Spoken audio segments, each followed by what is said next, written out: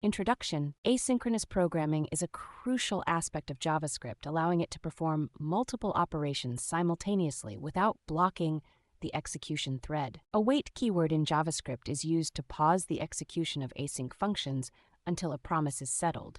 Understanding promises. A promise in JavaScript is an object representing a value which may not be available yet, but will be resolved in the future. It's either in one of three states: pending, fulfilled, or rejected. What is await? The await keyword can only be used inside an async function and makes JavaScript wait until the promise returns a result.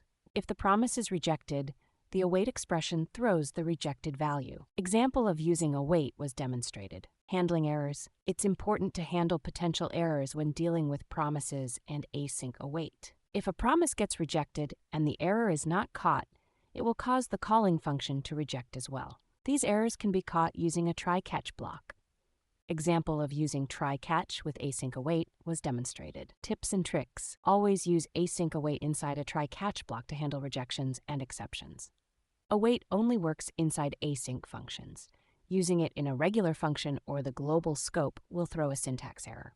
Avoid overusing await to prevent slowing down the code execution.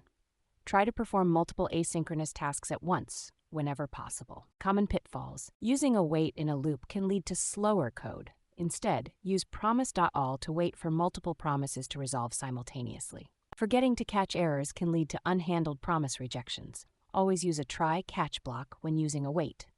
Examples of slow and fast ways to handle promises were demonstrated.